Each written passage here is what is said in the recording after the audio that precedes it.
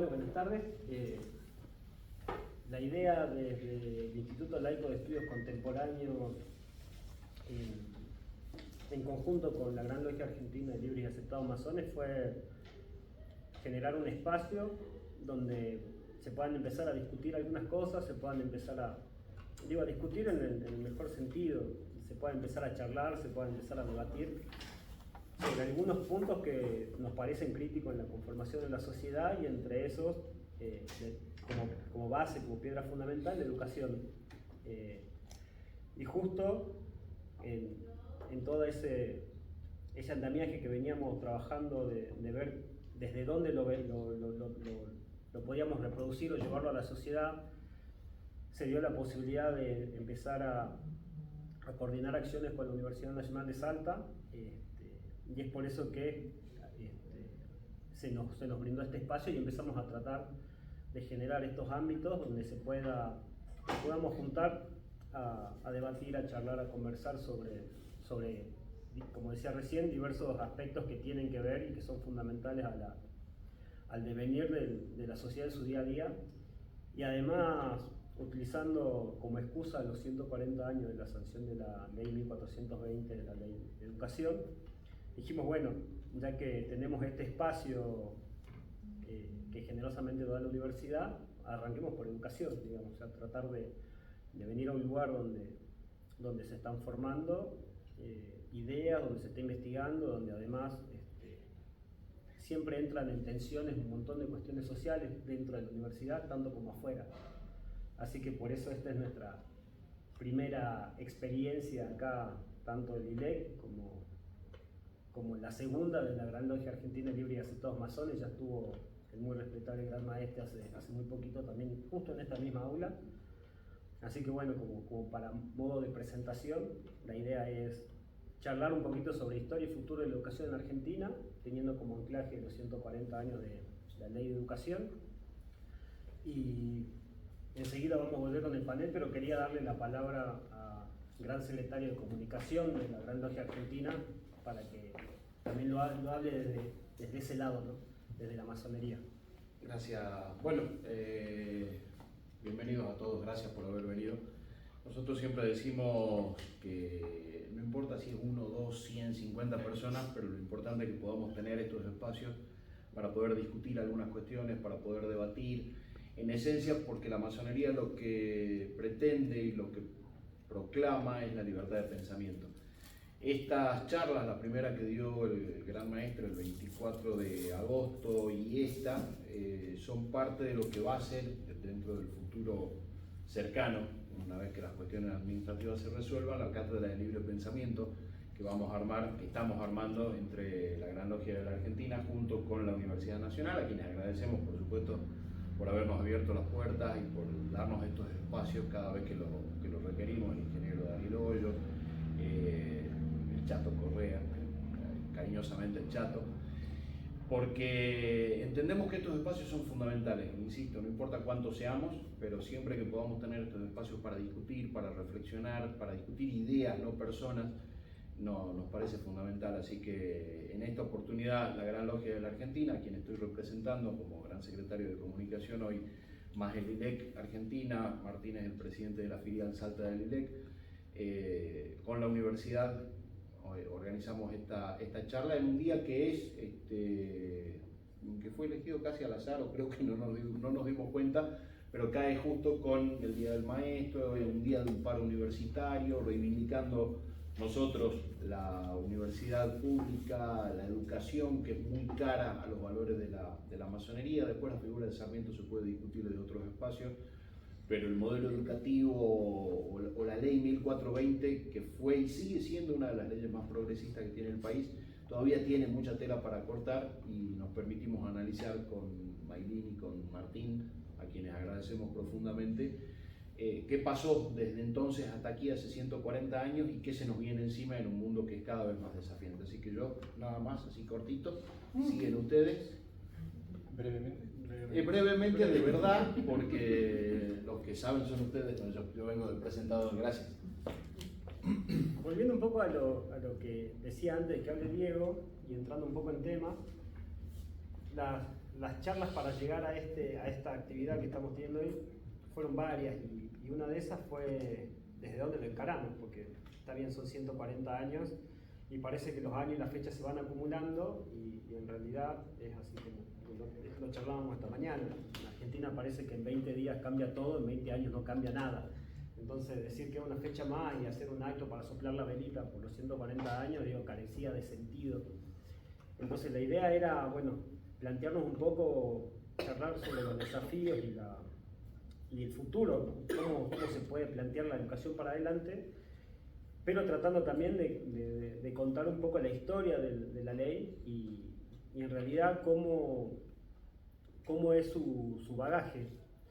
Y en esto de empezar a trabajar desde el ILEC con la Gran Logia, bueno, me parece que hay algunas personalidades, algunas personas que las tenemos que nombrar, que fueron los que propulsaron y llevaron adelante sobre todo también, ¿no?, en un día como hoy donde el Congreso en los medios y en la política actual toma relevancia, contar un poco cómo fue el derrotero para llegar a la ley y quiénes fueron los artífices que estuvieron en el antes, ¿no?, en la estrategia, en la táctica, en la búsqueda. Bueno, entonces yo pensaba en tres nombres, ¿no? El primero era Leandro Alem, un político iniciado en la Logia Constancia número 7 en 1871 y que fue fundador de la Logia Docente, que va a tener un rol preponderante en esta ley sobre todo. Onésimo Leguizamón, que es diputado y fue uno de los autores también junto a Leandro Alem de la ley 1420, que fue iniciado en la Logia Washington número 44. O Aristóbulo del Valle, como decíamos hoy, una estación del ferrocarril en Buenos Aires. Puente Saavedra. Y Puente Saavedra, cruzando la General Paz, digamos, que fue un senador que fue cabeza de lanza porque si bien el tratamiento de la ley 1420 en diputados había conseguido los votos en las dos instancias en las que se quiso tratar, digo, en 1883 y en 1884, el problema estaba en el Senado y nada, traerlo a Aristóbulo del Valle como el senador que al momento de tratar esa ley estaba a cargo de la bancada, digamos, liberal, que estaba tratando este tema, y además fue uno de los fundadores de la Unión Cívica Radical y fue iniciado en la Logia Docente. O sea, Leandro Alem funda la Logia Docente, es iniciado en otra logia, y en esa Logia Docente se van a iniciar Aristóbulo del Valle, que va a estar a cargo de todas las tratativas en Senado, y también Hipólito Yrigoyen, es masón y es iniciado también en la Logia Docente. Entonces, acá eran, como pensando también, gente que se dedicó a pensar el futuro de la nación, ¿no?, la estructura que iba a tener el país, en momentos que veníamos desde 1810 a 1884 en constante disputas por la conformación del Estado-Nación, aún dentro de la masonería, pero sobre todo en un marco geopolítico particular y también con muchas divisiones internas entre las provincias y Buenos Aires. Entonces, para tratar de hacer un poco de historia, yo dije, bueno, ¿cómo puedo graficar esto? Y encontré un extracto de lo que fue una sesión parlamentaria, la del 6 de julio de 1883, la primera vez que se trata de aprobar esta ley y no se puede aprobar. Y me pareció interesante escuchar las palabras de Pedro Goyena del 6 de julio, ¿no? El diputado arremete enérgicamente en un discurso contra el proyecto de la ley 1420, la norma que cambiaría en los próximos años la educación argentina, y dice: queremos que el niño a quien el padre, a quien el sacerdote no pueden dar educación religiosa, haya en la escuela la luz que supla esa deficiencia del hogar, que supla la falta del cura. La Iglesia quiere la enseñanza religiosa en la escuela, quiere que el catecismo se enseñe en todas partes. Eso es lo que decía Goyena en el Congreso. Él y otro grupo de legisladores escribían en la prensa católica de la Unión, así se llamaba el diario de la época, y lanzaban efusivas arengas entonces contra lo que consideraban una ley impía y tiránica, inspirada en los lineamientos de Domingo Faustino Sarmiento y del Congreso Pedagógico Internacional que se había realizado en Argentina con el apoyo del gobierno. Esto no pasó, no tuvieron éxito, o sea, la ley no fue sancionada en 1883, fue sancionada el 8 de julio del 84 por el presidente Julio Argentino Roca.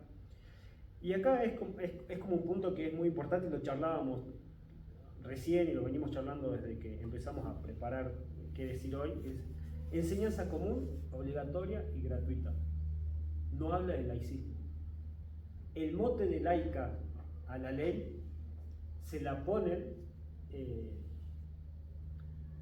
los clericalistas, como se denominan en ese momento. O sea, la oposición a la ley utiliza el artículo número 8 de la misma ley, que en realidad no habla de laicismo, sino que lo único que dice es que hay que excluirla de la currícula y darla antes o después del horario de clase, pero no dice que la educación tenía que ser laica.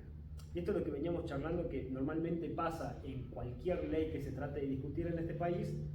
Hay gente que se opone a la regulación de lo que sea, como puede ser el ejemplo de la ley de alquileres. Hay gente que no quiere ley, que no quiere que el mercado sea regulado, o que no quiere que la educación, o que no quiere que haya regulación alguna. Entonces, esto de la educación laica y el anclaje que tiene la resistencia a esta ley a través de un supuesto laicismo es propuesto por la gente que se oponía, y termina siendo muy loco, que termina siendo el bastión hoy del progresismo, la educación laica, que en realidad no era tal.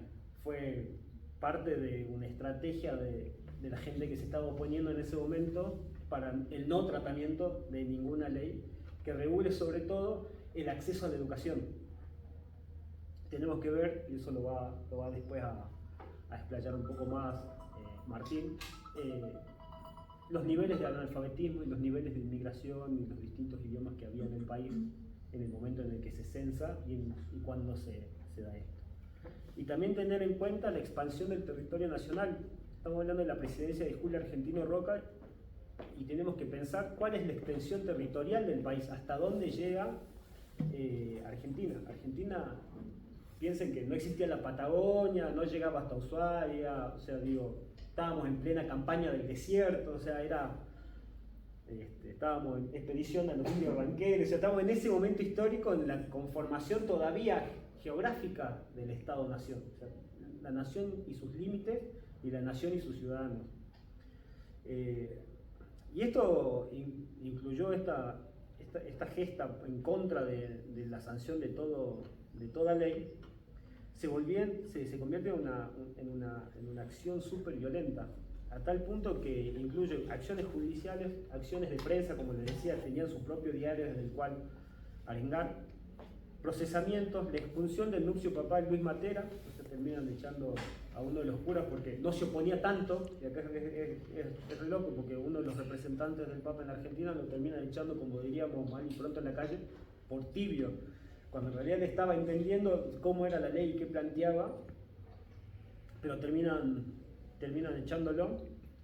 Y la campaña de hostigamiento hacia las profesoras estadounidenses, que son las común y conocidas, las profesoras estadounidenses que trae Sarmiento para que empiece a armar las escuelas normales de maestras, Franz, Armstrong y Wall. O sea, hay un hostigamiento y una persecución constante a toda persona aquella que se acercaba a querer educar, ¿no? Bueno, las crónicas de la época reflejan el poder político de la Iglesia y la influencia que ejerce sobre las conciencias. Y acá hablábamos de cómo se trata de convencer a la gente que la ley 1420 se trataba de una ley atea, que no lo era, porque acá dice, habilita el dictado de educación confesional en las escuelas estatales antes o después del horario de clase, y eran los ministros religiosos, o sea, de hecho eran los mismos que formaban parte de la Iglesia, los que de manera autónoma y separada del Estado podían dictar los contenidos. Y acá es un poco lo que veníamos hablando. Y después un par de apuntes a datos random, como le decimos nosotros. La ley 1420 es una de las pocas leyes que nosotros hoy conocemos por número y por nombre. ¿Cómo será la trascendencia que tuvo? Que si hoy yo les pregunto el número de la ley Justina, o el número de de alguna otra ley, es muy difícil que nosotros conozcamos tanto de esa ley. Y eso es porque por cómo ha trascendido, cómo ha calado hondo en la sociedad, no solo lo que se ve reflejado como producto mismo de la ley, sino cómo ha partido aguas desde ese entonces y hasta hoy la discusión de la educación en Argentina. O sea, si bien en ese momento, haber aprobado una ley no ha significado el triunfo, por decirlo de alguna manera, de las ideas liberales, a tal punto que hace muy poco, desde el ILEC, de hecho también hemos sido amigos por la presentación que hubo de un par de padres, de un grupo de padres, por la educación religiosa en Salta y ha llegado a la Suprema Corte, o sea, 135 años después se siguen discutiendo. Y fue uno de los debates más acalorados. A mí me parece que hubieron 4 o 5 debates que fueron lo suficientemente fuertes como para que todavía los recordemos. La ley de educación, la ley de matrimonio, la ley de divorcio, la ley de matrimonio igualitario y últimamente la ley de interrupción voluntaria del embarazo. O sea, son leyes o tratamientos de leyes o ideas que han salido del ámbito del Congreso y que se han discutido fuertemente en las calles, ¿no? En las familias, que han generado estos conflictos que muchas veces no se dan. Hoy estamos en una situación particular en la que el Congreso se está discutiendo un veto a la ley de movilidad jubilatoria y no ha logrado tener la trascendencia que merecería esa discusión a otros ámbitos. Y segundo es también pensar que desde 1810 hasta 1884, o 1883 o 1882, que es cuando se empieza a pensar la ley de educación, 1880 ponerle como para 4 años donde se empezó a pensar, donde se empezó a trabajar y se empezó a darle un lineamiento y algo mucho más palpable para que se convierta en la ley.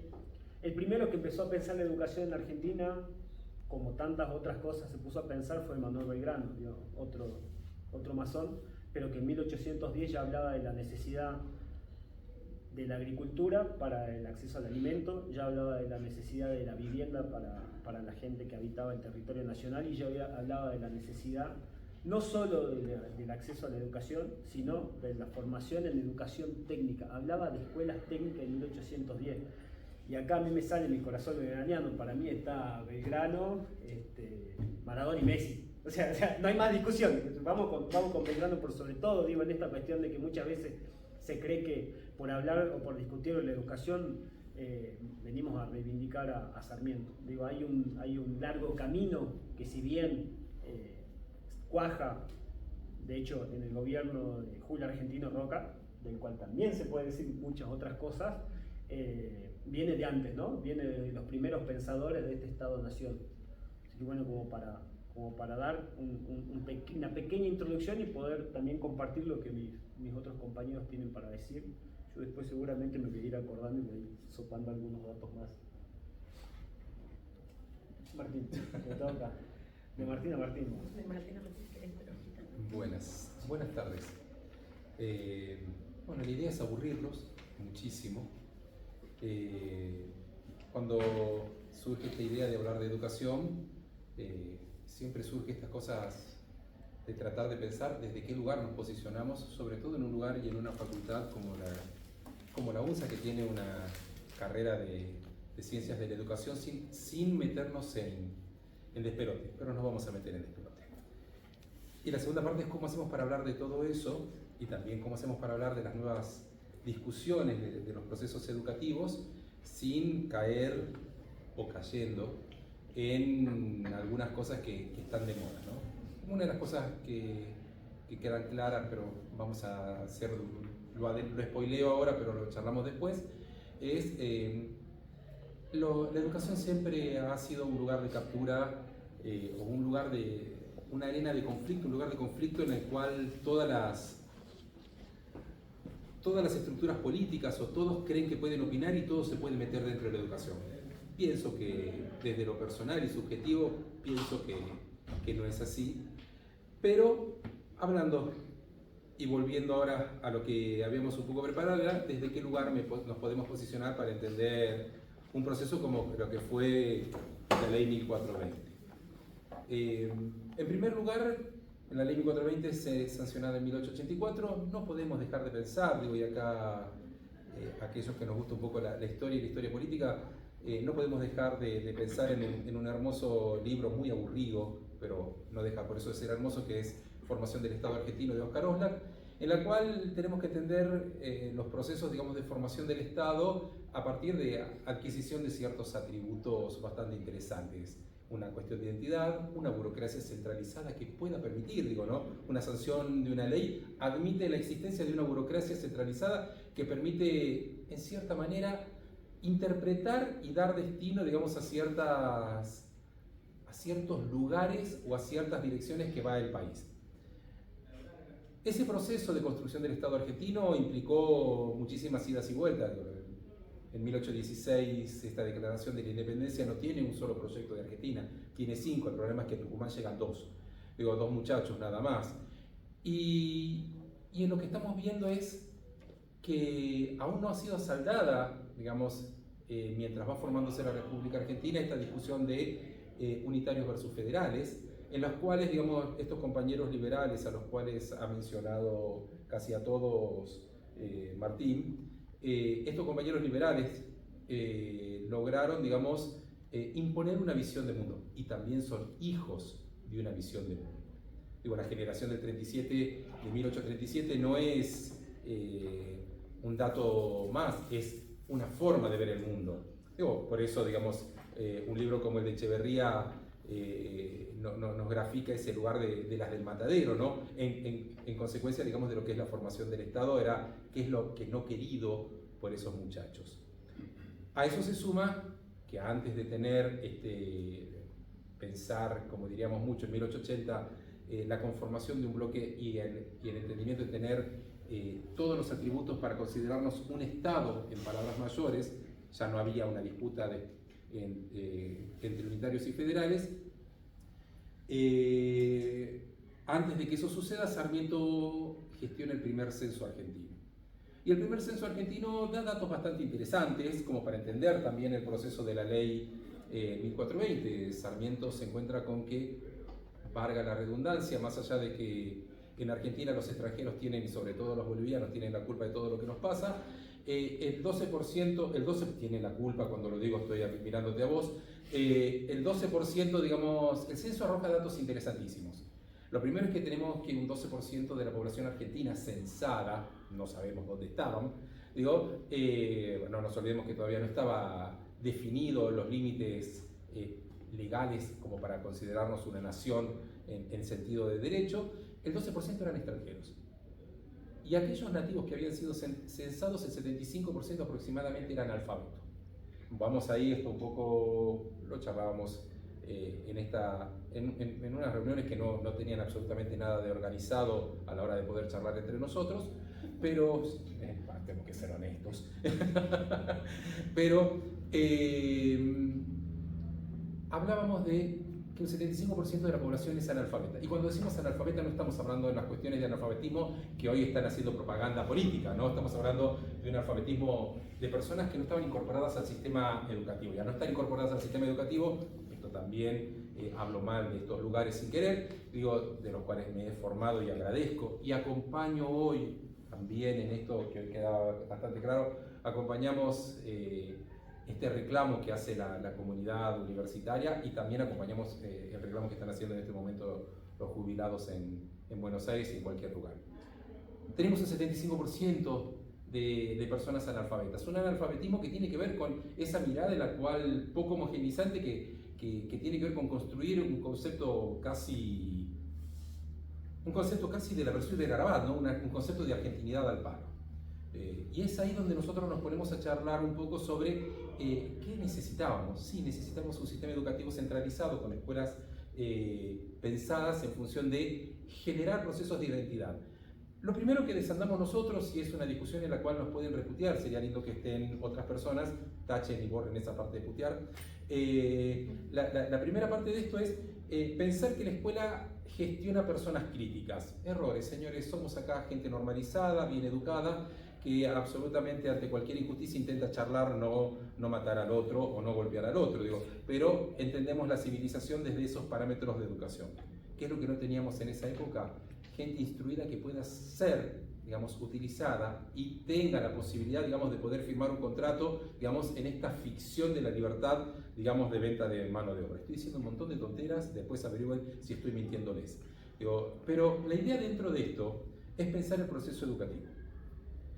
Hasta teniendo estos datos, el segundo censo lo hace 16 años después Roca. Digo, ¿no? Esos datos no estaban tan claros, pero seguíamos con una alta cantidad, digamos, de gente analfabeta.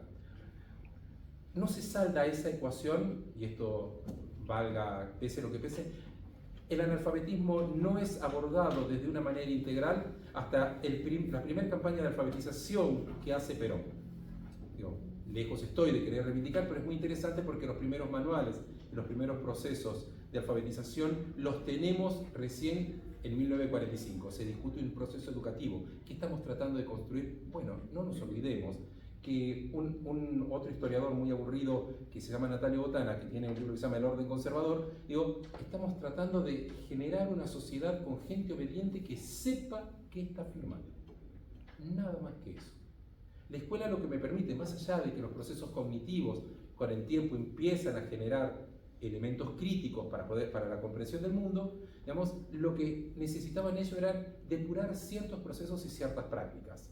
Cuando nosotros nos ponemos a pensar, digo, en este continuum que es el orden conservador, el año 1912, la sanción también de otra ley bastante interesante, que es la del voto universal, no nos permite a nosotros más que pensar que no tenía que ver con ampliar las prácticas políticas, tenía que ver con mejorar las prácticas electorales. Cuando nosotros sancionamos la ley de educación hoy totalmente, digamos, fuera ya de foco, la 1420, implicaba entender ese lugar. A eso, si vamos corriendo durante muchísimo tiempo, la educación ha sido un lugar de captura por parte de los gobiernos para tratar de mejorar potencialmente la comprensión de sus propias acciones. O probablemente el no accionar, digo, también es una política pública, no darle bolilla a la educación y de financiarla, digo, hay que entenderlo desde ese lugar también, no darle bolilla o no darle respuesta a la educación también es una política pública. Durante muchísimo tiempo las discusiones acerca de qué se hacía con la educación implicaban cierta toma de posición. Y una de las cosas más interesantes que tienen los procesos institucionales es que lo que nosotros queremos de inmediato, las instituciones se encargan de ponernos a nosotros a esperarlas. A esperar que decanten algunas cosas, ¿no? Esto creo que tengo una metáfora de una docente que adoro, que ella siempre dice, o sea, la educación es como un globo que vas inflando, llenándola de contenido, y que después, digamos, cuando vos querés ponerte, digamos, a ver qué sacás de ahí, evidentemente todo lo que le pediste que te dé tiene que ver más con lo personal que con lo que se necesita. Quienes definen, digamos, las políticas públicas acerca de los procesos educativos. Una de las cosas que hemos discutido y que traigo a colación, digamos, un poco dentro de esta discusión era, hoy se discute dos modelos, como si tuviéramos que incorporar dos formas de pensar a la educación o dos elementos para pensar la educación. Todo el mundo tiene masturbaciones colectivas, aquellos que piensan la educación a la hora de pensar,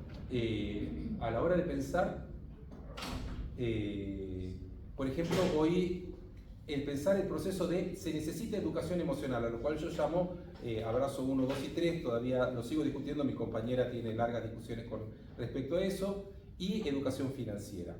Lo que no estamos leyendo es el otro dato, ¿no? Y hoy un poco lo poníamos en discusión. Vuelvo a hacer, esto no es una charla, sino es una charla que pretende, digamos, devolvernos a nosotros, es cómo podés tener educación emocional si el acceso a la salud mental es un privilegio.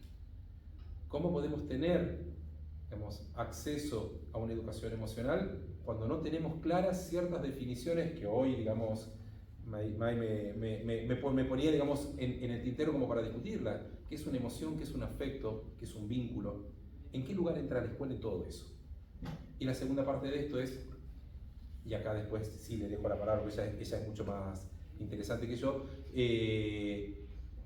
La segunda parte es educación financiera en función a qué. Si el 50% de la población no accede a bienes de calidad. Hoy el problema no es el mismo analfabetismo que teníamos hace 100 años o en 1884, no es ese el analfabetismo. Hoy el no acceso a una educación tecnológica o una educación digital o el acceso a tecnologías implica tener nuevos analfabetos. Un niño que no tiene un celular no tiene acceso a un montón de información o de contenidos que el otro sí tiene. Hoy el 50% de la población y de los niños no tienen acceso a alimentación. Imaginémonos si tienen acceso a un alfabetismo digital totalmente con contenidos de calidad. Esas son las pequeñas preguntas que me hago, digo, para pensar esto. Sigue haciéndome ruido este pedido, y aquí se adhiero y te spoileo. Sigo haciendo esto, es pensar en una educación emocional me lleva a algo que alguna vez pienso, o que siempre pienso, ¿no? En momentos de inmediatez y de posmodernidad, una educación emocional es darle una solución rápida a esta cosa de la normalización que queremos acerca de las personas.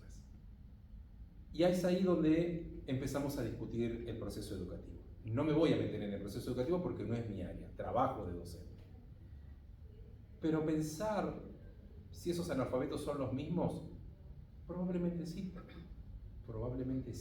con diferentes características sociales y de inserción.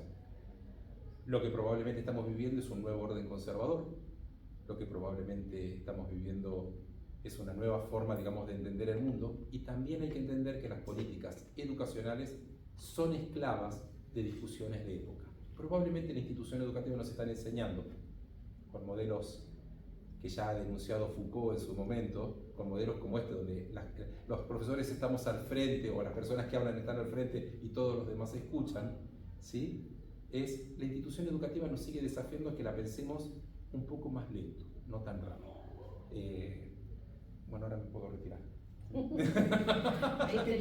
Yo quería hacer un paréntesis para romperte el pie y empezar de nuevo.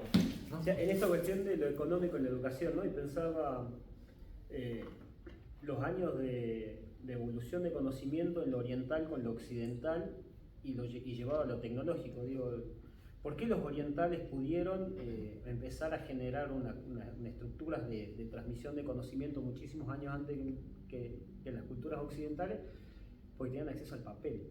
Habían logrado la fabricación de un papel, de un elemento, de un sustento tecnológico lo suficientemente asequible como para que se pueda reproducir en ese elemento el conocimiento. Hasta que llega a Occidente mucho tiempo después, y porque secuestran un chino, literal, que sabía hacer papel y se lo llevan para que puedan replicar la técnica y la tecnología. Digo, y ahí nos pasa lo mismo. Digo, la gente que tiene, en realidad haciendo hincapié en el detalle económico que decía Martín recién, es decir, la gente de los segmentos con necesidades básicas insatisfechas, además le es más cara la educación, no solo por el traslado hacia las escuelas y por la participación en el aula, sino porque el acceso a la información es a través de un celular que normalmente es prepago. Entonces, el mega o el dato es muchísimo más caro que si tuviera una computadora con un internet de 12 megas, 120 megas, o si tuviera Starlink, digo. Normalmente hay un celular en casa o dos, dependiendo, normalmente hay uno, porque la mayoría de las familias son monomarentales últimamente. Hay un celular que es el de jefe de familia, y ese celular, por los últimos estudios económicos que hay, normalmente ya ha dejado de tener abono, entonces pasa a ser prepago, lo que encarece muchísimo el acceso a la información virtual. Entonces la persona que tiene que hacer una tarea, que necesita, el niño que necesita acceder a información, hoy si no tiene un estado, digo, resuelto económico y social, un posicionamiento de clase media, le es más caro estudiar. Alguien que rompa la brecha. Digo, pensar esto, el plan Conectar Igualdad en Argentina no era que nosotros somos muy originales. Uruguay tenía un nombre de un árbol que nunca me voy a acordar, y lo que hacían era generar uno de los proyectos más interesantes para romper brechas digitales. Lo tenemos en Salta, digo, ¿no? Por más que no me guste pensarlo, uno va la Poma se divide en dos, tenemos la Poma Norte y la Poma Sur, si no me equivoco, y uno va a la Poma, el lugar lindo de la Poma, no la Poma que está lejos, que está cerca de Cobre y Cerro Negro, y por decisión política el intendente se hace cargo, digamos, de tener que todo el pueblo tenga acceso a internet. No es de alta calidad, pero vos estés donde estés, tenés una señal libre para poder trabajar. Digo, esto es en la Poma. Lo mismo sucede en la Poma Sur, digamos, que es donde está Cobre y Cerro Negro, muy cerca de las 52, de las Salinas Grandes, que es la otra parte de la Poma. Digo, ¿cómo rompe una brecha, un analfabetismo digital el poder tener acceso? Digo, por ahí no es de calidad, por ahí no les enseñamos cómo entrar, por ahí son idóneos, pero bueno, ¿por qué no empezamos a pensar en romper ese analfabetismo digital, digamos, antes de pensar en estas nuevas cosas que por ahí nos ocupan la cabeza en pensar si tenemos que hacer abrazos 1, 2 y 3 o trading 1, 2 y 4? Digo, ¿no? Pues todo el mundo hoy quiere volverse rico invirtiendo en bolsa y siendo, digamos, un gran inversor. Digo, ¿no? Para eso hay que saber matemáticas. Para eso hay que saber matemáticas. Y no únicamente eso, un poco, y hay que tener más que suerte en eso, ¿no? Pero digo, la racionalidad dentro de eso, es muy interesante esa mirada, pero se necesitan, yo creo que las instituciones educativas nos dan esto de, aparte de ser muy aburridas, si no, pregúntele a Pili, se durmió. Pili se durmió, cosa que hace bien en vez de escucharnos a nosotros. Tienen otro tiempo, y pienso desde lo particular y subjetivo que esos tiempos son mucho más interesantes de acompañar que las necesidades que planteamos como urgencias. Nada más. Es todo. Ahora sí, tengo. Todo. Ella empieza con hola, yo la estoy spoileando ahí, dice. Bueno, buenas tardes, ¿cómo están? Bueno, en primer lugar, gracias a todos y a todas las que vinieron acá a compartir con nosotros este tiempo.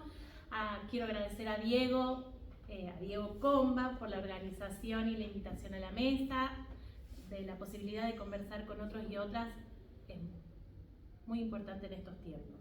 A Martina Izama por la confianza y la habilitación en la invitación, a Martina Arancibia por la amorosidad y rigurosidad en las conversaciones previas a esta mesa. A la universidad pública que me abrazó y me transformó para siempre.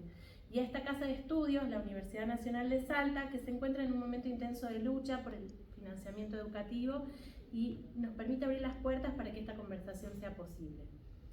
Y por último, sostener que no hay acto político más transformador y amoroso que la docencia.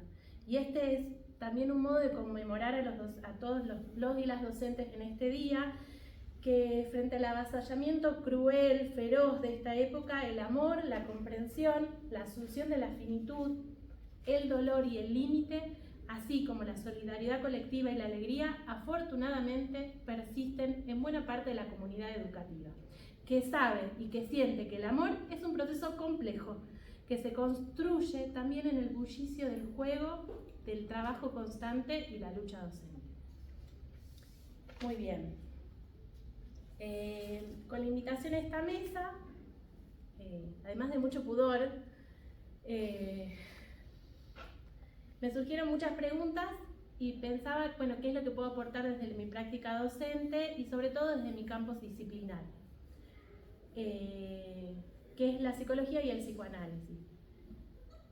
Y pienso que es por lo menos, al menos generar algunas condiciones para hacer una pausa que nos permita pensar y armar colectivamente algunos interrogantes, que nos permitan revisar o revisitar algunas de nuestras prácticas y nuestras conceptualizaciones que tenemos hasta el momento. Van algunas líneas para que, espero, se pueda abrir después la conversación posterior.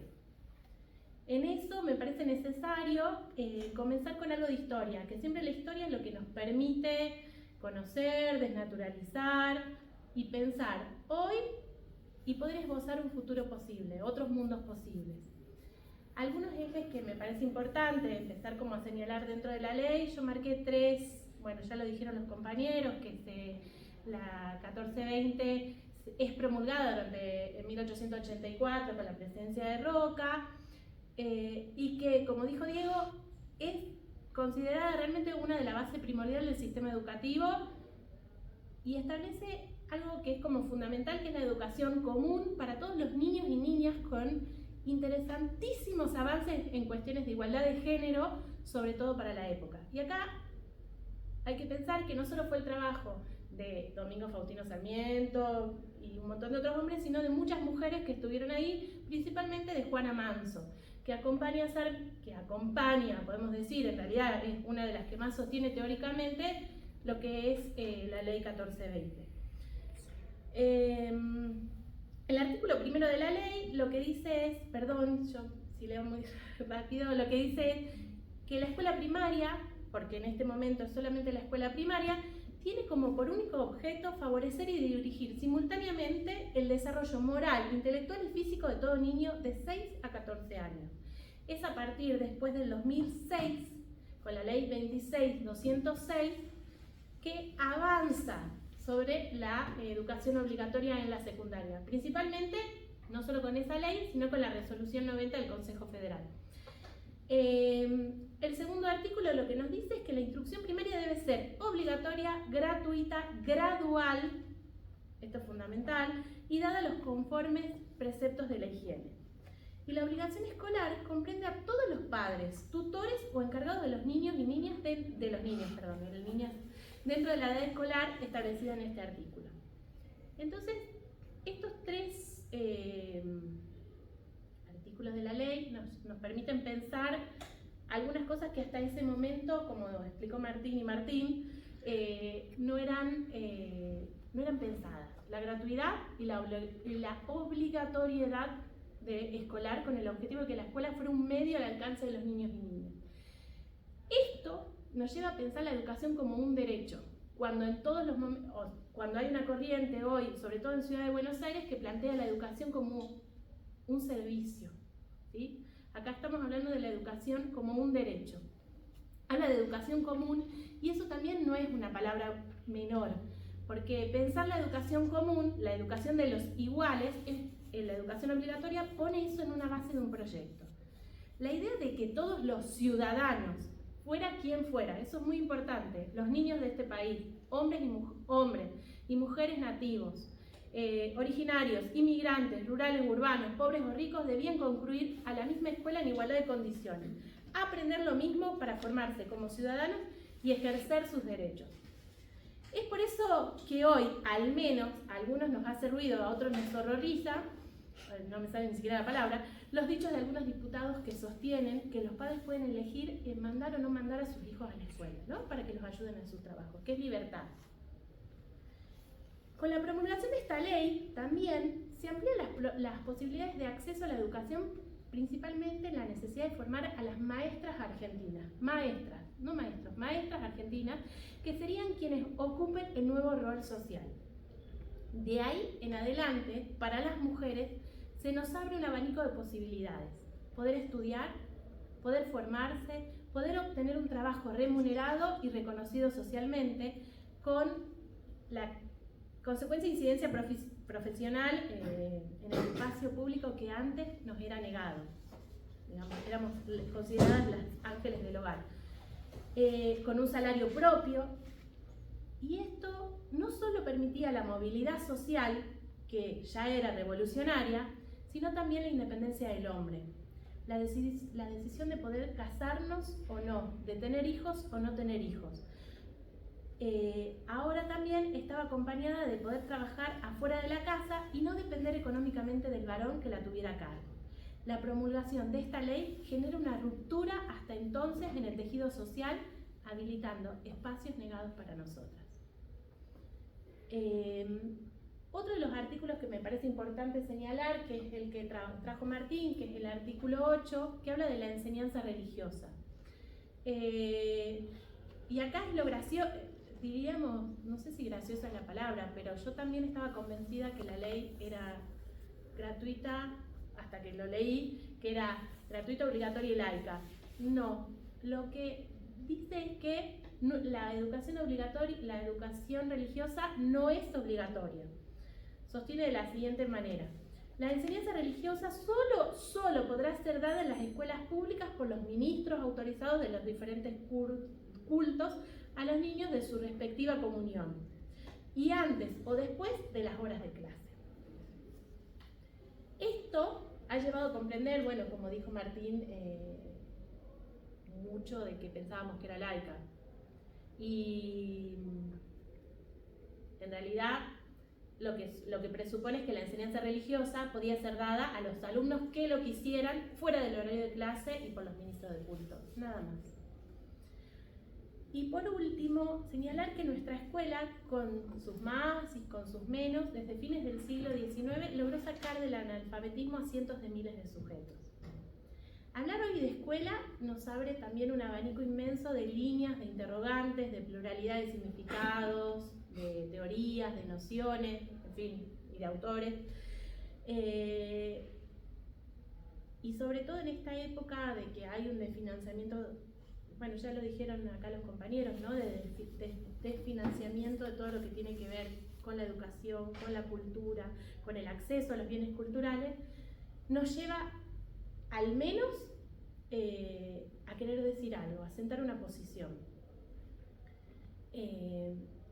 Por lo menos la apuesta de esta mesa tiene que ver con una conversación y una construcción de un conocimiento colectivo y de la instalación de otro tiempo. Pensar un tiempo no tan apurado, como dice María Elena Walsh, ¿no? El tiempo de jugar que es el mejor, para hacernos preguntas frente a la velocidad de los tiempos que corren. Armar un entretiempo, también como en los partidos de fútbol. Para jugarlo siempre es necesario parar un poco entre cada tiempo que forma parte del partido, ese entretiempo, y pensar las tácticas y estrategias que se van a jugar en ese momento. Nuestro presente histórico, al que muchos autores le han puesto montones de nombres, capitalismo tardío, capitalismo cultural, sociedad de control, sociedad de consumo, sociedad del espectáculo, sociedad líquida, mundo digital, sociedad del posdeber, bla, bla, bla, bla, montones de nombres. En general, casi todos están marcados por lo que se llama la velocidad, de manera tal que cuando logramos comprender algún elemento novedoso de esta época, sea un hecho histórico, sea un avance tecnológico, podemos estar seguros de que eso ya quedó viejo. En este sentido, es cierto que las escuelas parecen fracasar en su ambición de estar al día con todo. Y frente a eso, es un poco lo que conversábamos hoy, es poder pensar si conviene que la escuela se lance también ella a la carrera enloquecida de esta época. ¿Qué efectos esperamos ver producirse en las escuelas cuando son los adultos, los que estamos ahí, los maestros, los docentes, los directivos, quienes tienen la experiencia de incorporar en todo momento lo último? Nuevas teorías, nuevas disciplinas, nuevas resoluciones, nuevas técnicas, nuevos informes, nuevos profesionales, y podemos seguir así una lista interminable, a una velocidad vertiginosa donde el destino de cualquier novedad es siempre quedar vieja enseguida. Y ahora una pregunta, podríamos decir, muy polémica, que es, de este modo, ¿no se corre el riesgo de consumir capacitaciones y novedades al estilo de las novelas turcas de Telefe, que es la neurodidáctica, la educación emocional, los TIC, la educación financiera, etcétera, etcétera? Hace unos días lo dijo Federico Del Día en las nominaciones del Oscar. Si seguimos así, si esto no arranca con la cultura, se va a poner difícil. Si así, van a tener que premiar a los actores turcos y no estaría bueno que esto ocurra, ¿no? Quizás convenga, por lo menos, detenernos un momento, en un otro tiempo, para preguntarnos colectivamente a dónde nos conduce tanta prisa. Cuando repetimos que la escuela... ¿Me pasé? ¿Bien? Me le meto que son pasteles. Cuando repetimos que la escuela se debe adaptar, todo el tiempo estamos pensando a los tiempos que corren, ¿de qué manera imaginamos esos tiempos, esta sociedad, ese nuevo mundo del que la escuela se debe esforzar por no ser excluida? ¿A qué elementos o rasgos de la época deberíamos adaptar a la escuela? ¿Al mercado, al espectáculo, al consumo, al control, a la normalización? Daniela Granelink es una filósofa que plantea que si adaptar la escuela quiere decir volverla compatible y hacerla responder a estas necesidades de la época, ¿estamos seguros de que queremos comprometer nuestros esfuerzos a hacerlo? Y ella dice, como el cuento de Herman Melville, Berkeley, el escribiente, preferiría no hacerlo. ¿Adaptarse es la única manera de cambiar? En lugar de la adaptación, ella nos propone para la escuela un ideal de contemporaneidad, la posibilidad de ser contemporánea a sus alumnos, contemporánea a su época. Hay un filósofo francés que es Giorgio Agamben, en un texto muy precioso que se llama ¿Qué es ser contemporáneo?, formula lo siguiente, que lo contemporáneo pertenece en verdad a su tiempo, y es en verdad el contemporáneo aquel que no coincide en la perfección con este, ni se adecua a sus pretensiones. Y entonces, en este sentido, es inactual, pero justamente por esto, a partir de ese alejamiento y ese anacronismo, es más capaz que los otros de percibir y aferrar su tiempo. Esta idea nos permite imaginar otros caminos posibles para la escuela en la sociedad actual, porque sugiere que ser inactual, que ser anacrónico, no es necesariamente un déficit. También puede llegar a ser una oportunidad. Ya termino. La pregunta de qué se le pide a la escuela, qué debería hacer la escuela, ha ido cambiando en cada época y en cada contexto sociohistórico. Hay un docente de Cava que se llama Ignacio Budano. Él tiene una pregunta que dice, ¿qué debería hacer la escuela frente a todos los males de este mundo? ¿No? Desde enseñar a atar la zapatilla, a darle de comer, sí, todas estas cosas que etcétera, funcionan en la etcétera, institución exacto. educativa. Él dice, bueno, pareciera que uno de los desafíos más difíciles que enfrenta hoy la escuela es delimitar sus alcances. Pareciera que a los ojos ajenos la escuela es como de plastilina, que tiene la capacidad de estirarse, cambiar de forma indefinidamente para cubrir las más delirantes demandas.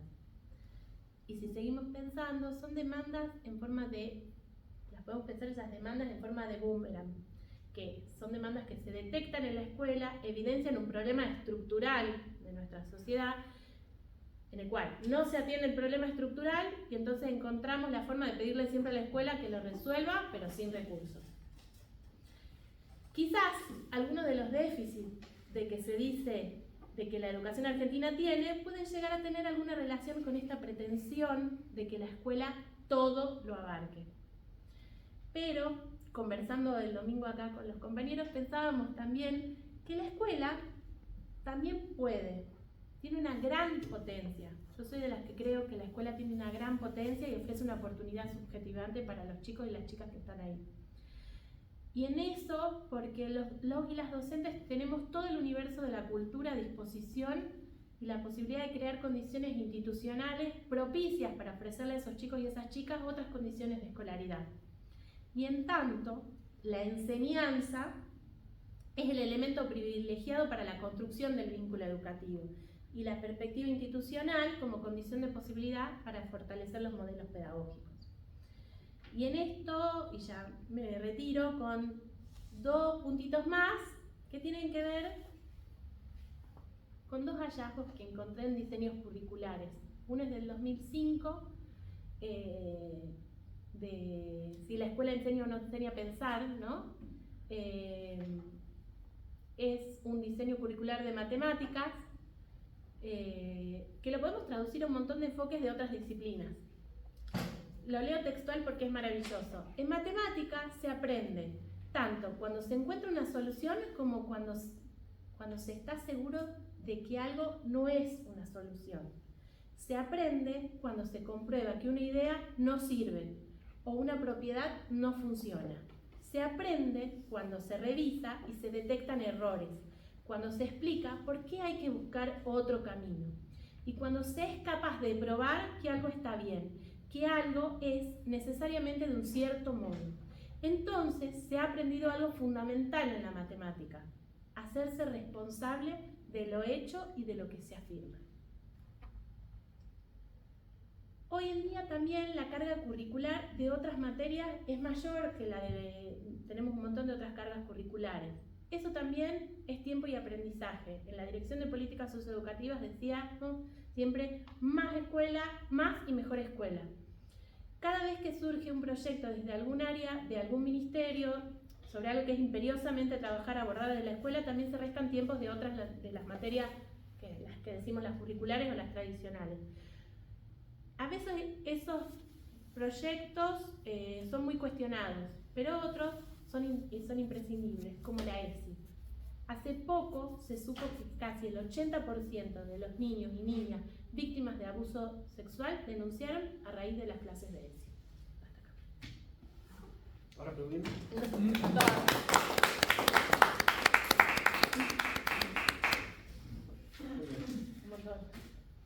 Está bien, es un montón, hablar de educación es un montón. Ahí me quedó ahí dando vuelta dos cosas que por ahí no las dijimos porque las damos por sentadas.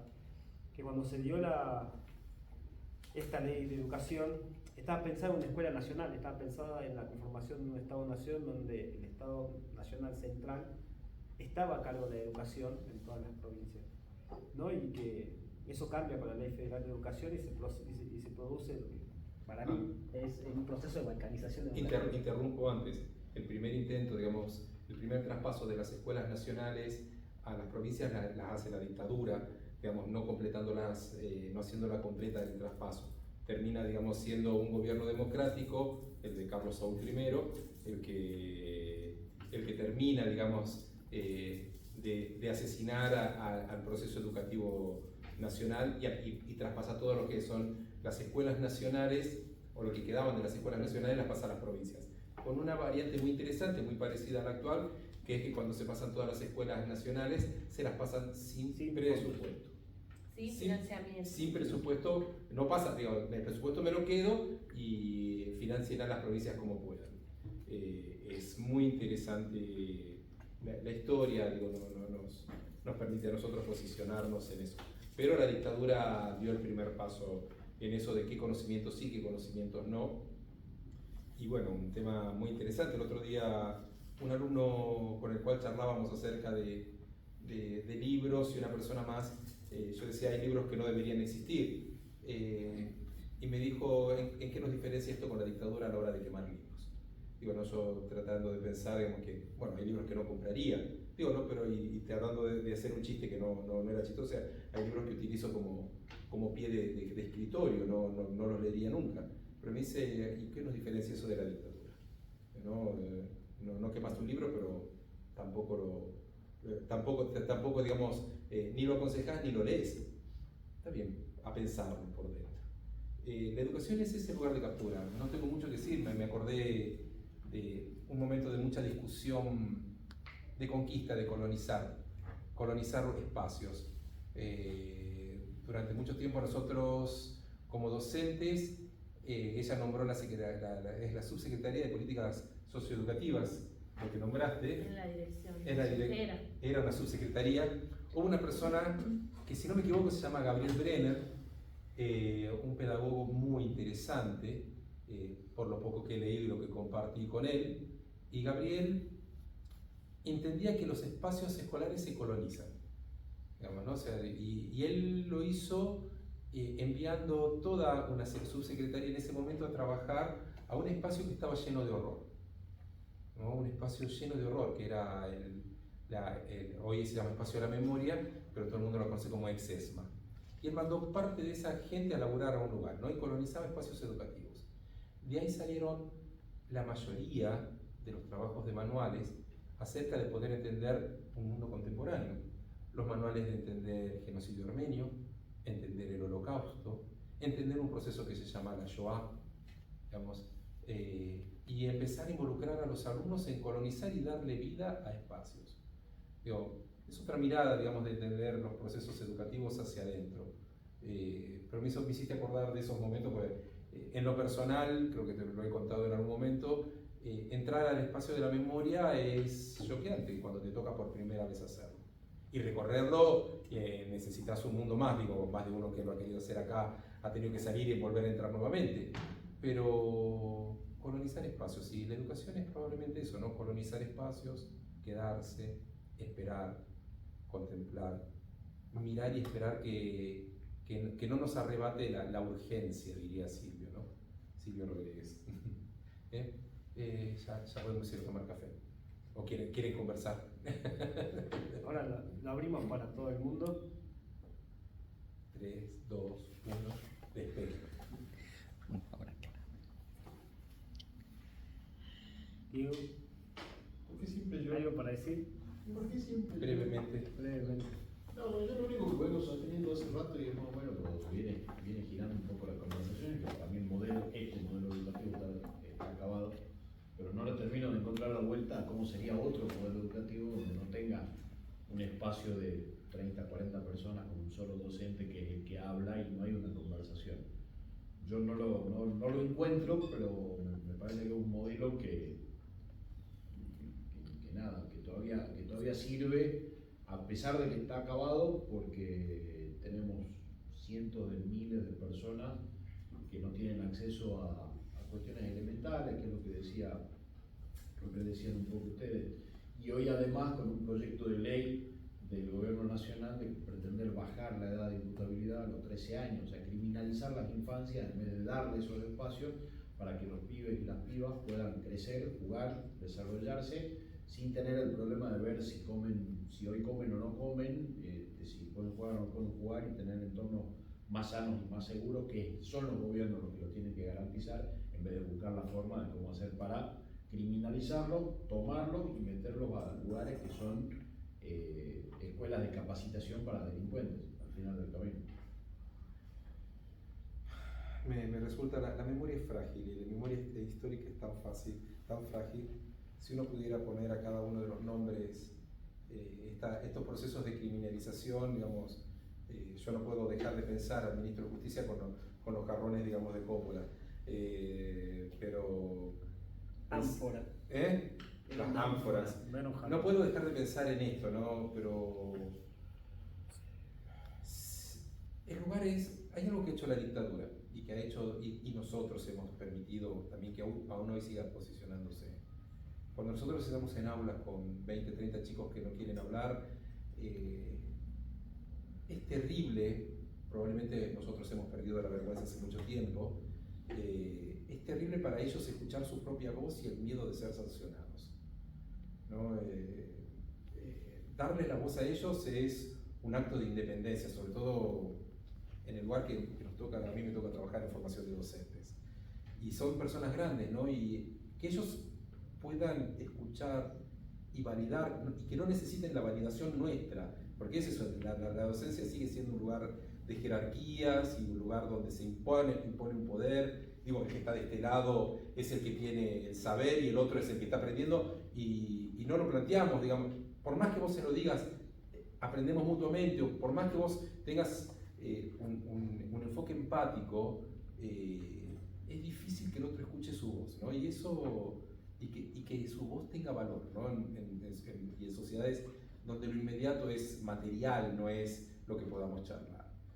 Yo sigo sosteniendo esto, lo he discutido ampliamente con vos, la posibilidad de pensar que la educación necesita seguir, no sé si este modelo, pero necesitamos una mirada que yo no tenía, que May acaba de poner, que es, yo no tengo mejor educación, yo tengo un cúmulo, una biblioteca de libros arriba de mi cabeza que me permite compartirla con el otro, y eso es capital cultural. Y el otro puede encontrar un mundo que no conoce, un libro que no conoce, una charla que dispara a nuevos lugares. Podemos enterrar y poner vacas sagradas del saber en lugares muy interesantes. Esta facultad tiene cátedras en filosofía fantásticas acerca de Foucault, tiene un inútil derramamiento de tinta en Foucault, la UNSA. Y qué interesante se vuelve cuando las figuras de esas personas se convierten cada vez más humanos, cuando podemos transformar esos hombres no únicamente en elefantes de saber, sino en seres humanos que tienen otra mirada.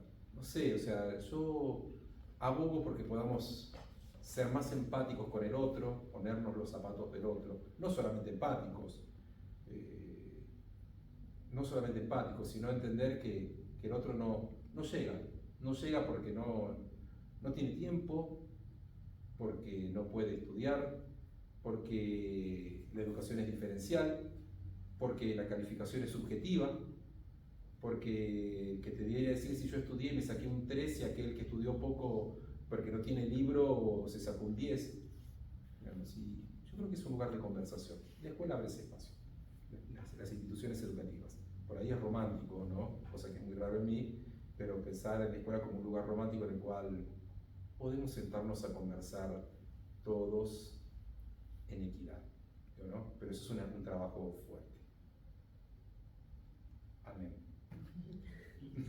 Disculpen, no, es simplemente compartir un momento que tuve de así como de incomodidad, en realidad no de incomodidad sino de incertidumbre porque no sabía cómo reaccionar en base a esto de que la escuela se tiene que ir adaptando a los tiempos. Por ejemplo, Pilar tiene 10 años, en una escuela pública, tiene jornada extendida, o sea que hacen parece la currícula normal hasta las 12 y de ahí tiene talleres, ¿no?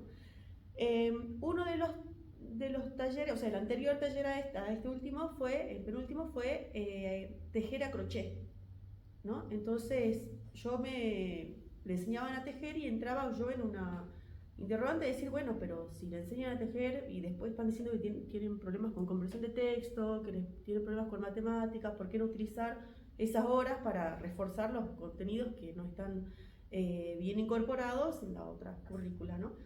Y ahora fueron como varios padres que entraron con ese interrogante y decir, che, pero ¿por qué esto? Bueno, pero quedó ahí. Y ahora tuvieron una nueva experiencia que es cómo poner el emprendimiento. Entonces ellos empezaron a diseñar portatarjetas y bueno, unos estuchecitos para toallitas femeninas y demás para las nenas, ¿no? Así dicen. Entonces, y después no solamente que lo producían, sino que bueno, hacían todo como un emprendimiento, cómo manejar el emprendimiento, o sea, hacían costeo de los materiales y demás, ver cómo hacer la publicidad y después lo vendieron en el pueblo. Entonces, a mí me entra como una cosa rara, porque eso yo no lo viví, a mí no me enseñaban cómo ser emprendedora en la escuela, entonces como entiendo esto de que hay que adaptarse, pero nos tenemos, o sea, ¿qué está enseñando la escuela, digamos, a cómo generar emprendedores, digamos, o qué, viste? Como que uno entra en esa cuestión de a qué apunta. Y el otro tema que les quería preguntar a ustedes como docentes era, viendo esto como habían hablado de que la educación como un punto de identidad, digamos, como forjadores de identidad, ¿cómo la ven ustedes ahora, actualmente, a esa construcción de identidad, si se está generando en las escuelas y cómo, digamos, o en las aulas? Eso. Estamos mirando a vos. No, yo pienso algo de que esa pregunta por si la escuela tiene que adaptarse o no a los tiempos que corren, me parece que al menos es una pregunta que nos tenemos que volver a hacer. ¿Es necesario que la escuela se lance a estos nuevos tiempos que corren? Porque al mismo tiempo que vos decís, bueno, me enseñaron a ser emprendedora por un lado, nunca no me enseñaron a ser emprendedora, pero yo, mientras vos hablabas, yo estaba pensando en los proyectos que usamos para las matemáticas, para enseñar el supermercado como el supermercado, el cumpleaños, para enseñarle las primeras cuestiones a los niños y niñas de las matemáticas. Podemos ahí incorporar matemáticas. No lo sé, la verdad. No lo sé. No lo sé. A mí, por lo menos, eso. Son preguntas que me generan. Y es como vos decís, como si eso no genera, porque yo también lo había, una cultura empresarial de la escuela. ¿No? Bueno, ¿qué es la escuela? Porque cuando preguntábamos, ¿cuál es la función de la escuela? ¿Cuál es la función de la escuela? Entre todos. Transmitir conocimiento. No, mantenernos acá calmaditos. No, ¿cuál es? No, transmitir conocimiento, sí. ¿Qué más? O sea, la función, sí, bien. La función principal de la escuela tiene que ver con poder establecer los vínculos, o sea, la centralidad pedagógica. Hoy podemos decir que la centralidad pedagógica también tiene que ver con los modelos en escenas colectivas de aprendizaje. Todo lo demás es por añaduría, por Añadiduras. por añadidos, los extras, los sin querer queriendo, vamos. La inclusión se logra con el aprendizaje. La inclusión de los chicos y las chicas en el mundo del trabajo es con el aprendizaje. Yo no lo tengo muy claro tampoco, ¿no? Pero creo que va por ahí. Es decir, bueno, y sí creo que la escuela tiene que aprovechar esa mirada inactual, anacrónica, para parar, para poder ofrecer otra cosa, ofrecer otras oportunidades, no solamente que sea visto como un déficit. Eso. Después de lo otro de la configuración de la identidad nacional, no lo sé muy bien. Si quieren No, pienso en esto que puede parecer una locura, tratando de defender al docente que le enseñó a tejer crochet. Digo, lo bueno es que vas a tener sombreros en invierno, voy del lado positivo. No, la psicomotricidad, podés pensar un montón de cosas. Defendiendo eso, el crochet necesita de la matemática.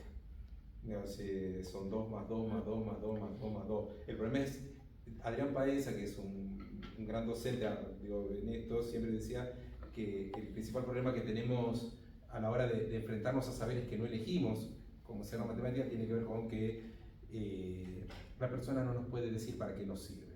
Y uno con el tiempo va entendiendo que aprender matemática bien implica tener muy buena comprensión de texto, porque todo aquello que leemos en texto es una lógica con conectores. Entonces esos conectores se convierten en signos matemáticos, pero no lo hacemos. Es muy aburrido vivir en un mundo así de esas cosas. Pero pienso que le faltó a la maestra decirles que aprendan, que les pueden enseñar a sumar, restar y multiplicar desde el crochet, entre tantas estrategias. Pero por ahí quería hacer alguien que quiere hacer crochet. No, poder decir también que las familias también podemos decidir espacios de más y mejor escuela, con inclusión de calidad. Exactamente. Que la inclusión no solamente va en detrimento de meter que estemos todos en la escuela, que hagamos esto que vos decís, más horas en la escuela implica más conocimiento. No. Entonces está bueno, para mí sí en eso está, que no todo es necesario, o sea, que llenemos horas por llenar y enseñemos cualquier cosa por cualquier cosa. Permiso, un segundito, perdón. Y después lo de la identidad nacional. Yo soy docente de lo más chiquitito, jardín maternal, nivel inicial, donde la creatividad, la socialización, el juego de vez tan vigente. Se busca nuevas estrategias para llevarlo adelante. Es decir, bueno, donde todavía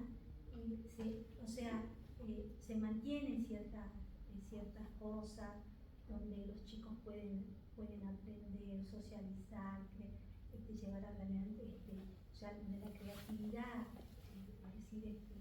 es algo, son palabras importantes dentro del nivel inicial y dentro del jardín maternal, ¿no? En este momento no estoy ejerciendo, pero trabajé acá en el jardincito de la universidad 23 años, y donde, bueno, donde ahí, bueno, vienen, son hijos de estudiantes, de docentes y no docentes. Es muy diferente quizá a un jardín de una escuela pública formal.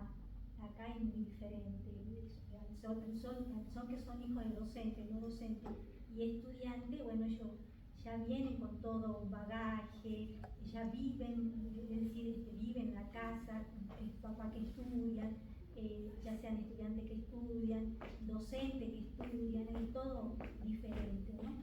Bueno, yo tengo más o menos conocimiento de eso, del jardín maternal de acá de la universidad. Tengo también, por ejemplo, les comento una experiencia hablando de la escuela, o sea, cuál es la función de la escuela. Es decir, la pobreza estructural marca todo, es decir, la falta de trabajo en la familia, la falta de educación, eso marca todo. Hace poco nos llegó una nota a la Secretaría de Extensión de una escuela del barrio pidiendo que hiciéramos una campaña de donación, que organizáramos desde la universidad una campaña de donación para colaborar con el ropero escolar de la escuela. Bueno, se armó la campaña y se pidió a la comunidad universitaria una campaña, las donaciones de ropa, útiles, calzado, y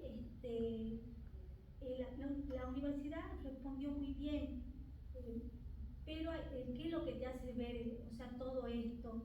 O sea, por una parte la pobreza estructural, la falta que le hace, o sea, que los chicos no tienen por ahí zapatillas, no tienen calzados, no tienen ropa de vestir, delantales, útiles, eso es real, sobre todo en las escuelas de acá del barrio aledaño. Qué sé yo, más que mal podés pedirle que tengan un celular o que tengan internet, cuando le hacen falta cosas esenciales, cosas materiales esenciales. Es decir, es duro, ¿no? Es duro, pero pasa en las escuelas actualmente.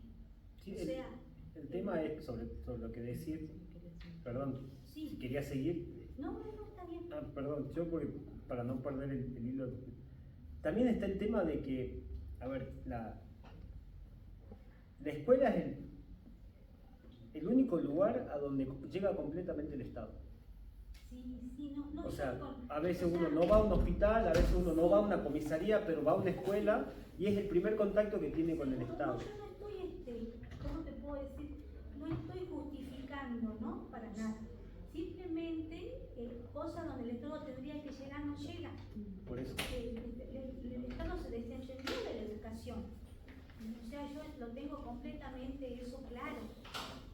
O sea, no estoy defendiendo al... No, yo más o menos solamente para darle un contexto, porque hay veces que no nos damos cuenta que al único lugar donde directamente podemos ver que llega el Estado, por lo que yo te decía, por ejemplo, hay gente que nunca fue a una sede de ANSES, nunca fue a la FIP, no conoce el Instituto Nacional del Teatro, pero fue una escuela. Entonces digo, esa conexión directa que tiene el niño y a través del niño la familia con lo estatal se da en la escuela. Digo, como primer dispositivo estatal social está en la escuela. Ahora, por consiguiente, a la escuela se le empezó, como decía mi compañero, a pedir mucho, a pedir que la escuela supla la falta de todas esas otras áreas del Estado en las que tendría que estar, ¿no? Entonces, la escuela empezó como institución, como elemento físico, como además es un edificio público inserto en cada barrio.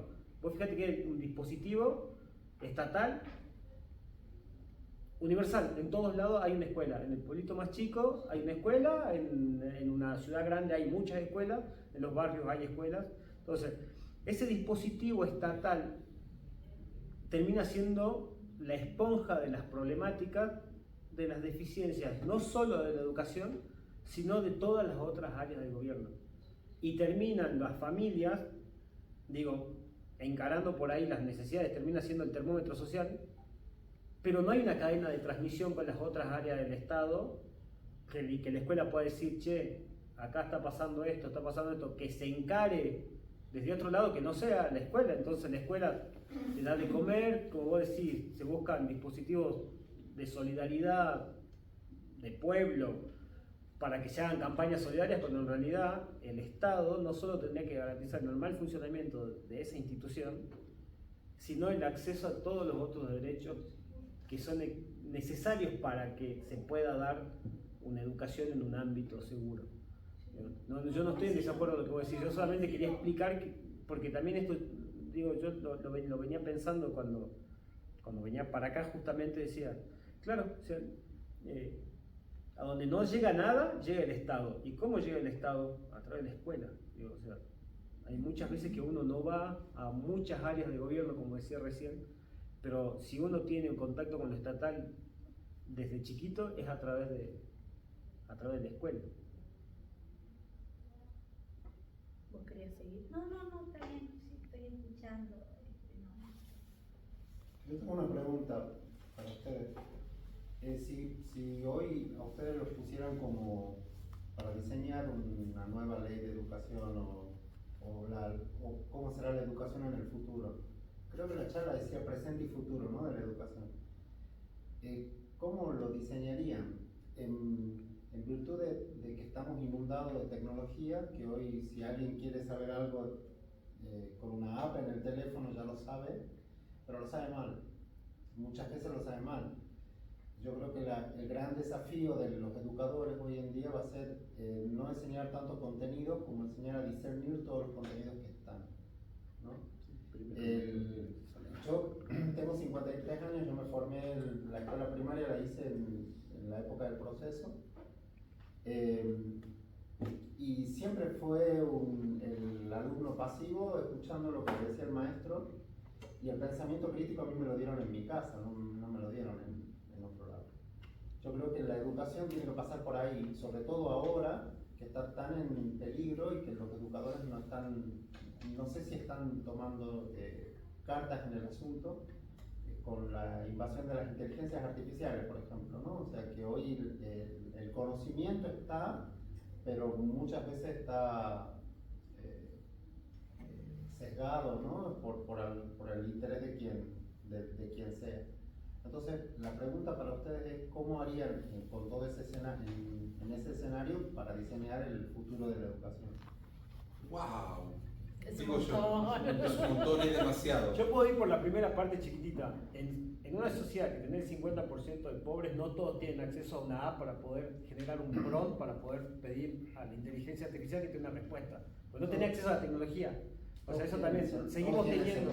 Pero todavía cuesta. El Cuesta. acceso Seguimos teniendo una diferenciales. cultura analógica en un mundo digital. O sea, hay lugares a donde llega la radio, y Radio Nacional, que fue cerrada, era el único medio de comunicación que tenían muchos pueblos. Por eso yo creo que es como un montón. Primero, si nos llaman es que se equivocaron. ¿Sí? No somos Pero nosotros. siempre hemos estado en lugares donde... No tenemos que ser nosotros. Si nos llaman, no somos nosotros equivocados. Gente que viene pensando. La segunda parte, hay momentos en los cuales quedan al desnudo las pretensiones. Una cosa son las utopías y las pretensiones que tenemos y otra cosa es la realidad que nos atraviesa. La pandemia puso al desnudo la realidad, ¿sí? Y hay un tema que también merecemos discutirlo. Yo no me recibí porque era bueno en la universidad, sino más allá del terco, sino me recibí porque también hay una impronta familiar con respecto al acceso al proceso educativo. ¿Sí? Yo soy hijo de una mujer que fue a la universidad, de un hombre que fue a la universidad, una familia que tenía una cultura en el proceso educativo de pensar que esa era la salida. No digo que sea o no, no quiero poner en eso. Y el acceso a la universidad, a la educación, no a la universidad, el acceso a la educación tiene un poco que ver con eso. Nos encontramos ante alumnos, nos encontramos ante alumnos que en su vida leyeron ni siquiera mi plan de naranja lima, digamos, o sea, nos encontramos ante alumnos que el acceso al libro no es hoy, digamos, si bien pareciera una locura, no tienen acceso ni a un libro ni a una historieta. No hay ese acceso. No quieren tenerlo tampoco, ¿no? O sea, Probablemente, pero porque no lo encuentran. Es una charla larga, digo, ¿no? Porque acá podemos empezar a tener papas fritas y cerveza. Pero es una charla larga, no lo encuentran o no les enseñamos o no les mostramos que hay algo divertido en encontrar eso. Yo tengo una reflexión al respecto. A ver. No, hay muchas cosas, ¿no? Pero sobre todo frente a esto que vos decís, ¿no? Frente a la época y la demanda de tanta pantalla, hoy, creámoslo o no, los chicos y las chicas leen mucho, leen muchísimo. leen Instagram, Facebook. No, leen, leen. Leen libros. Leen. Hay un montón de cosas que dicen que los niños y las chicas leen. Más allá de lo... Sí. Yo voy a agregar una cosita. Yo creo que hay, yo coincido con Maylin, y una de las cosas que están pasando en Argentina es que al haberse eliminado la ley del libro y los precios de los libros están tan caros, la gente empezó a dejar de leer porque están inaccesibles y hay una gran demanda de jóvenes, de juventudes buscando libros. Dos muestras claras, las dos veces que hizo una liberación de libros en la municipalidad, 4 cuadras de cola de gente y muchos pibes de primario y de secundario haciendo fila para ir a buscar 1 o 2 libros gratuitos que le daban por persona. Los pibes sí quieren leer. Pero yo creo que Además, sigo, perdón con eso, el Estado Nacional por varios programas entregó a lo largo de estos más de 10 años 2 libros mínimo por chico por sala. por sala, digo, por el que yo tengo la experiencia inicial también. Entonces sí hay acceso, o sea, en eso, pero también tenemos esa otra parte. Hay libros. Y hablando de cómo diseñar o qué pensar para la educación del futuro, yo creo que el problema fundamental de la educación hoy es la uniformidad. Nos exigen que todos tenemos que saber cuánto es 2 más 2, quién escribió no sé qué, todo es lo mismo y no todos tenemos las mismas capacidades. Yo creo que debemos empezar a pensar en un sistema que tenga la capacidad de detectar las habilidades individuales de los pibes, los que tienen habilidades culturales, que vean música, arte y no sé si tanta matemática, química, física y literatura. Un mundo feliz. Diciendo, Lo que hicieron totalmente un mundo feliz. No todos tenemos que saber lo mismo. Bueno, podemos empezar pero a sí, discutir esas cuestiones. bueno, ponele, para mí hay algo de la escuela que sí es importante discutir, que vamos a hacer una cosa que tiene que ver con los núcleos de aprendizaje prioritario.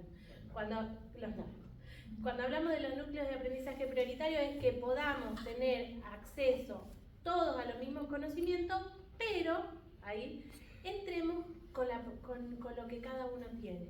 Entonces, todos podemos aprender matemática, pero cada uno con lo propio que tiene cada uno.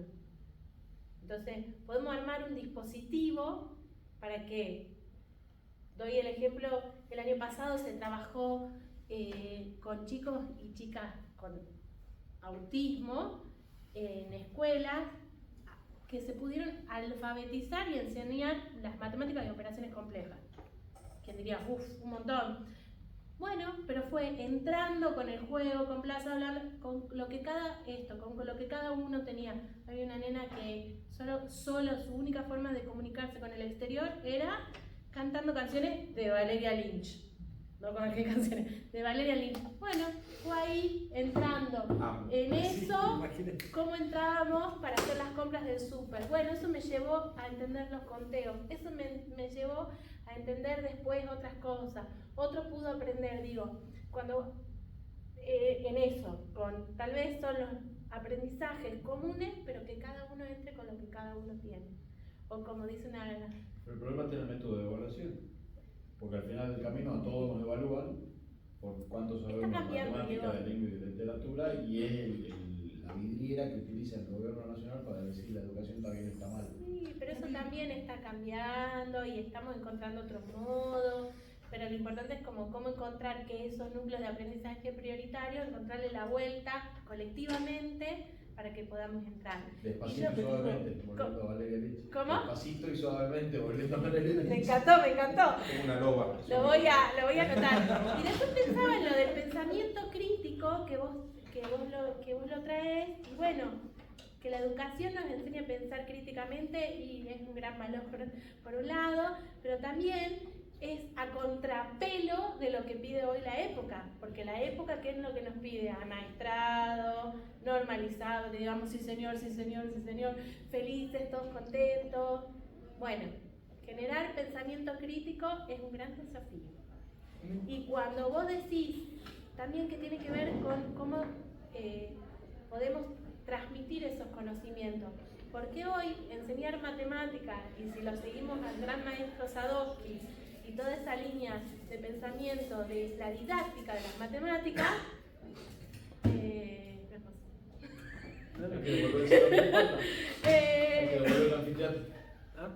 listo, ya está. Es poder aprender lógicas de pensamiento. Y esto de poder también aprender matemática es poder hacerse responsable de lo que se hizo y de lo que se dice. No diseñaremos nada. Tenemos mucho tiempo. Vamos a devolver la anfiteatro. Bien. Muchísimas gracias. Gracias.